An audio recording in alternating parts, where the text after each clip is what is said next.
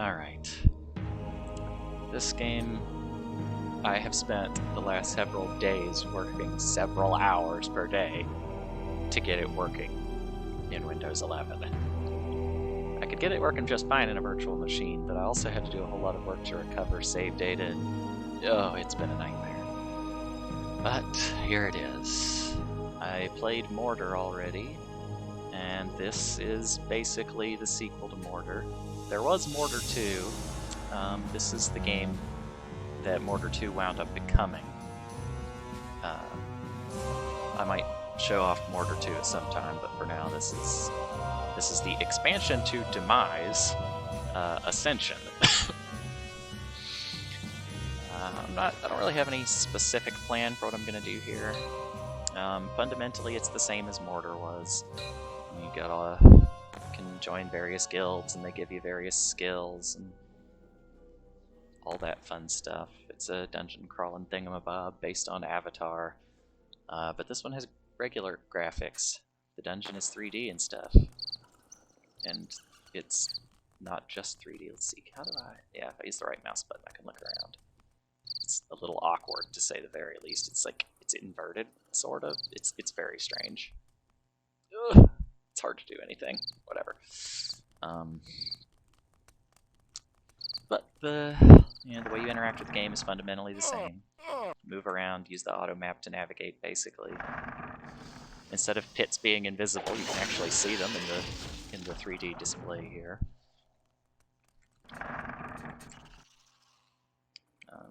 I'm detecting anti-magic squares because I have the perception skill pretty high. I'm just beating up everything I see because I have no special reason not to. Oh, look, a locked chest that's magically locked. Fortunately, I have somebody who's a thief that can cast the spell to open them up for cheap. These characters are high level because I've been playing them for years. The map is the map has been reset though due to updating things. Oh, they wanted to join my party. How nice. Oh, let's take him back to town and sell him. That's the right thing to do, right? You cannot realign companions in this one, because that was kind of weird anyway. I just sold an outcast. So, another thing, there's a main quest. Mouse. Okay. Kill the slave driver. Blah, blah, blah. There's evil magic. I've actually done all this main quest stuff on these characters. It's global, actually, not per character. The universe is shared across every character that you're playing on the same computer. Anyway, so there's bounties. Look, a Tengu they want killed. You don't have to, actually accept these or anything if they're just kill stuff, as long as you've seen it, or actually, you don't even have to have seen it. If it exists when you're in the dungeon and do whatever it is, it will be completable when you come back into town. It'll give the reward to whichever character actually completed it, so whoever dealt the killing blow in the case of these things. It's nice, you can get some pretty cool stuff from it, like Gloves of Strength are nice. I mean, I've got better stuff at this point because these characters are powerful, but it's a good way to get rare items that are, and rare is an understatement in a lot of cases, so it can help you out a lot. It can also get you, like, let me look at it again here. There it is. So, like, this will give me a green slime companion when I complete it. Sometimes you can get stuff that's, like, immune to charm, so you can, like, if you couldn't get it in your party unless it just chose to join you, then you can get those as rewards sometimes.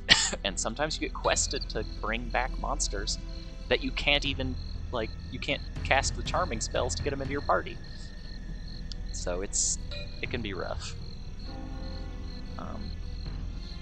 Seer, it can, in addition to the normal stuff of find a monster or a character or an item, that he'll cast resist to spells on you at a reasonably high spell level for a very low cost. Some of them more expensive, but they are very valuable. Like casting invisibility, and these spells persist until you come back. They last as long as you're in the dungeon. Whenever you come back into town, they'll disappear. But whenever you're not super powerful with tons of spells and crazy high spell levels, these are amazingly useful, because you might not even be able to cast amphibious breathing, for example, which allows you to not die rapidly underwater. Because in this game, unlike Mortar, you can hold your breath. Not for very long if you're just like a human or something, but it's important. For that matter, there's more than just levitate. There's magical flight, which cannot fail in this.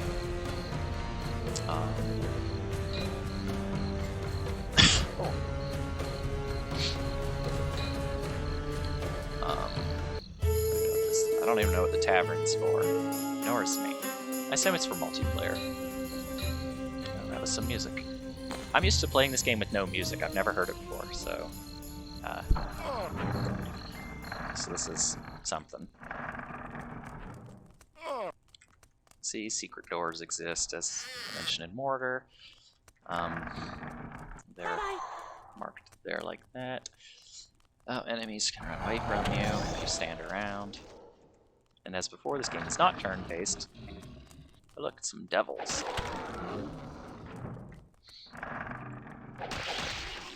You can tell approximately what a thing is just from its model. So, teleporter, you can see it with your eyes. You don't necessarily have to detect it on your mini-map, but if you're staring at the mini-map, you may fail to notice, but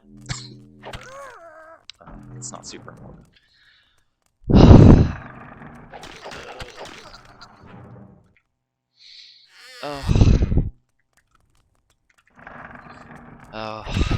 I'm mostly just doing this because I needed something to do while I'm waiting to be on Don't Make Us Bored later. I know nobody's watching according to my Twitch chat thing on Streamlabs, but it's the principle of the thing. I gotta talk like there's people there.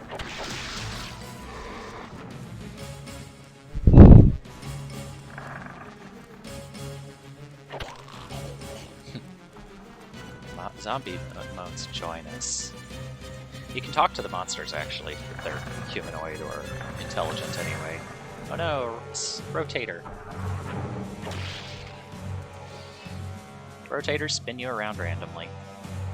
But, of course, unlike in Mortar, you have a lot more information about what the world looks like so you can find yourself. But if you don't have high perception, you will lose your minimap arrow, and you won't know where you are until you walk back onto a tile that you've already explored, or somebody with high enough perception realizes where they are. I'm unlikely to lose my way on rotators at this point because I have high perception, but it can happen. On a stud square. So green slimes can destroy your items, potentially. Actually, green slime's not really able to, but there are other ooze-type monsters that can destroy your items. Just gonna look at the chat stuff here.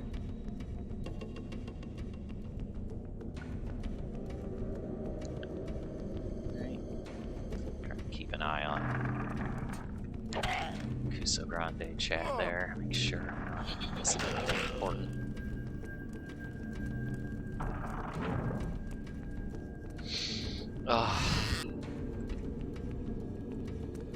I have been freaking out about playing a game with an actual audience.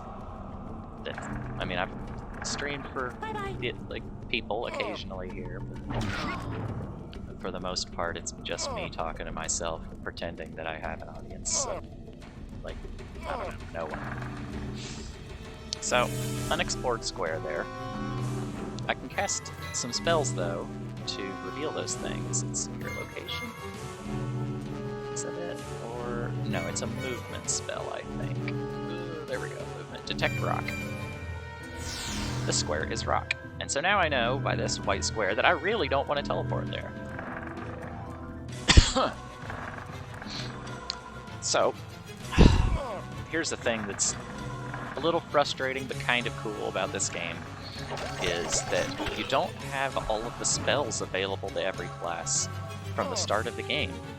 You have to find the knowledge of some of the spells that have been lost in order to have them, and some of them are like, there's a spell that allows you to fill in the map in a 5x5 grid centered on you.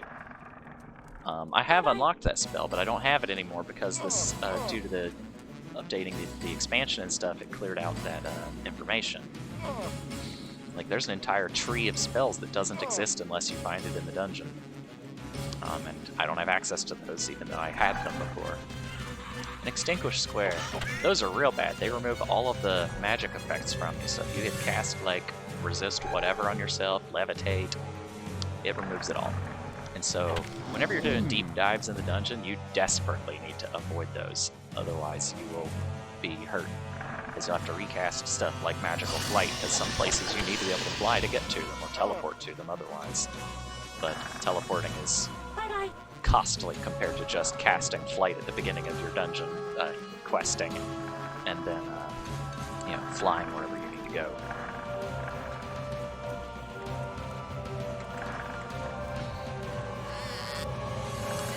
So, it's been several years since the last time I actually played this game, so I don't strictly have the map memorized, but I have a pretty good idea of a lot of stuff. But right now I'm pretty much just wandering around. There's nowhere that I'm trying to go at all.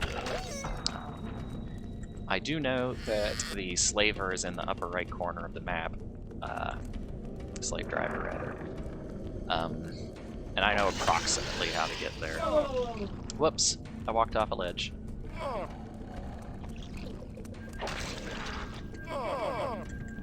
People got a little bit hurt.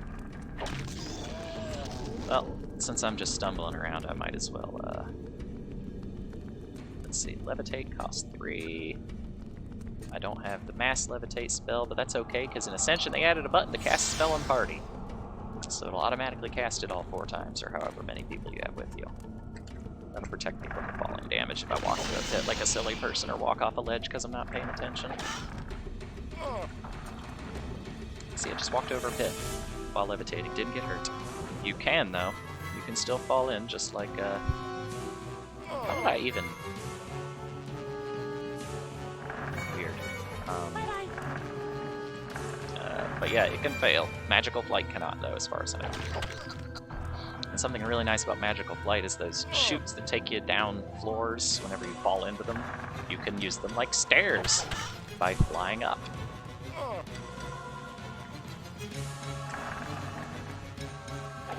This is a little bit more ambitious than Mortar was, but it's also from later. Mortar's from like 1995. I think the original inception of this is from like 97, but I think the actual game is from like 2000.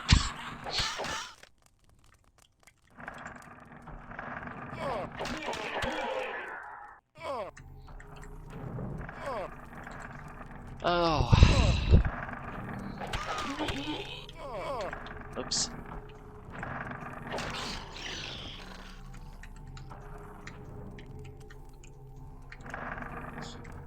I'm just stumbling around. Range is a thing. Whenever you're in a room with an enemy, some spells can only be cast if the enemy's right in front of you, and melee range is only right in front of you. But some spells can be cast from multiple tiles away, and some abilities that monsters have can happen from multiple tiles away. So like those green slimes or floor slimes or whatever, if I'm 2 tiles away and I enter combat, they might spit on me before I'm even able to attack them, and I really don't want that to happen. As a rule, you get the first attack as long as you're standing on them, if they were peaceful when you started. You know, so if they're like, yeah, I'm not attacking you, and you walk up to them and decide to murder them, you get first strike, as long as you're close enough to them to actually hit them. I don't know how it's determined who goes first if an enemy is outside range.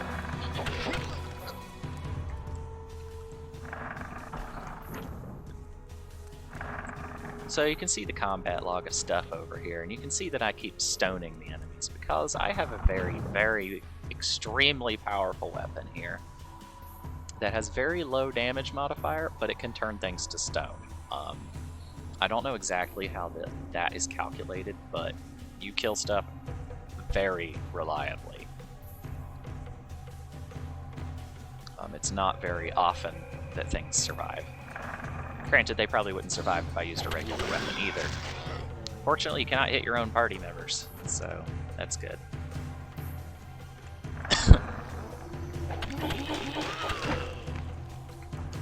Other weapons might have other magical effects, like burning things, or have increased chance to backstab, or increased critical hit rate. Or there's the Sword of Decapitation, which can decapitate enemies, which just kills them instantly. The enemy that you get it from can do it to you too. It's pretty bad fighting him because there's just a chance on attack that he'll kill you instantly. Doesn't matter how powerful you are. Doesn't matter how many hit points you got. You'll just drop dead, and there's nothing you can do about it. But that's on like floor 15. And you don't need to be down there unless you're really strong anyhow. It would have joined me, but in my bloodlust, I just reflexively hit the fight button. Here, let's let these guys join, and then we'll go back in town and sell them. I love that, you know, they can just join me of their own free will. I take them back to town, and I'm like, bye, sell them for money.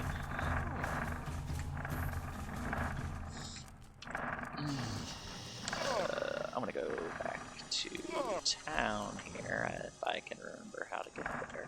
I mean, there's an expanded map I can... Oh my, it's popped out. So... Huh. Can I... Nope.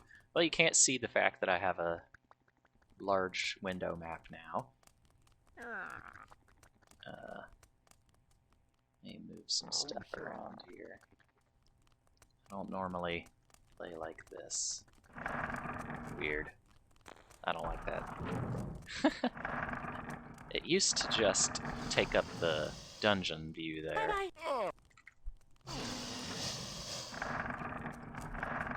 I've never played Ascension at all. I've only played DEMISE. I mean, they're the same game, but Ascension made some changes, as expansions often do. Now I'm on level 3, oh no. It didn't detect the secret door, but I already knew it was there, because I remembered. Well, let's see if I need to pay to heal so that I don't age. This aging's not great. It's also not that big of a deal, but it's best to avoid it if I can help it. Yep, let's sell these useless dudes for almost no money. Tome of Insight for gold. There's a limit to how many bounties can be on here. I don't really want that bounty at all, so I can definitely get a wyvern, wyvern, whatever. I'm not going to do that right now. Oh, good, I can do that right now. Well, let's see if I collected any trash to sell. Yep. Scroll. Potion. These things aren't actually useless, I just don't need them because I'm just stumbling around the upper reaches of the dungeon right now.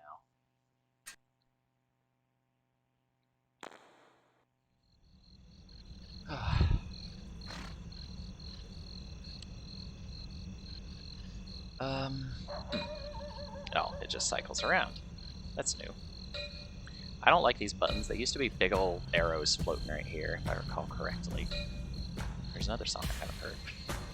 What am I carrying around this scroll for, I wonder? I know what these other things are for. Dominate Devil. I guess there must have been something I needed to do, but... Gem of Healing is very nice because it casts heal at an extremely high spell level. So spell level is your level divided by 2 rounded up. So that you would have to be level 99 in order to cast it like that. And it has to be cast, you have to be level 99 in a guild that allows you to cast it. So like, heal can be cast by Magi and Paladin for this particular character, or this character, Cleric, can do it. And it's way cheaper as a Cleric, but which guild you cast it as only affects its cost. So if you're like,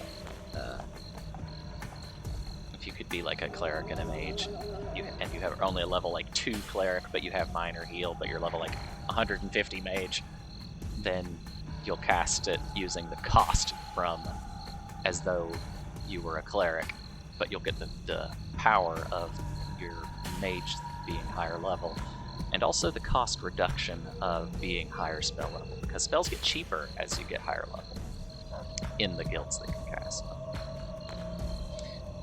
Something I'm a little concerned about is whether, like, if I use this, I don't know what it's going to do, because I don't know if they reset where I can where my basically Hearthstone kind of thing is set to. Ages you by a year to use the thing. It's pretty bad. So I'm not going to find out right now. Well, I guess I can. Well, no, I'm not going to do that. Because I'd have to restart the game. Don't worry about it. I'll run back into the dungeon a little more here. Let's see if I go. Let me think. If I go this way. Is this the way? No. Let me think. How do I do stuff here? God, it's been. Ha! There we go. That's what I was looking for. I knew there was a secret door somewhere here, and this is the best way for me to get deeper into the dungeon. A very strange feeling as you stand here. Okay.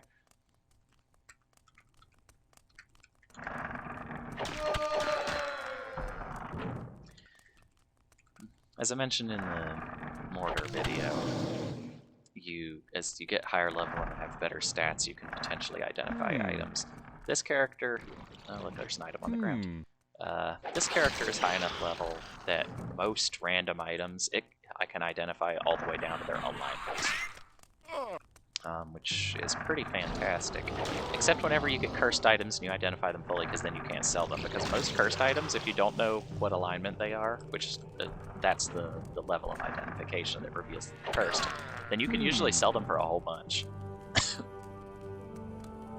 But they sell for 0 if they're identified as cursed. And the shop won't keep stock of them either, which is unfortunate because you can get quested for cursed items, or somebody could there could be a bounty for a cursed item. So I have a character that its entire purpose is to hold cursed items, so I can complete bounties and potentially quests. But Ascension changed it so quests aren't mandatory unless they're guild-specific quests. So I don't expect to do any more quests ever again because, oh my goodness, it's awful. Sometimes it's easy, but if you can't complete the quest, then you can't level up. It's not good. Bye-bye. That teleporter takes me really deep in the dungeon. I'm not going to use it right now, because I have no reason to.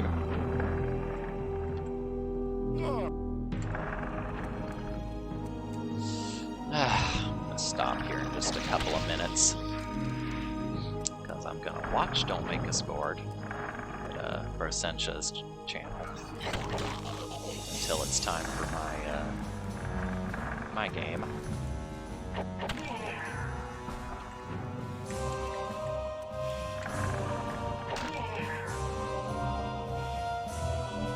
Look at that, failing to detect the teleporter. Alright, well, here's the stairs down in this room.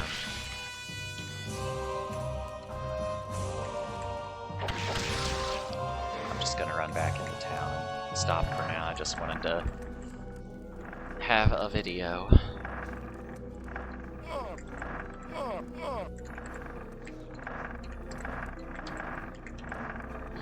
It's much more exciting whenever you can hear my key presses. A lot of that's just muscle memory. Alright, let's sell some stuff.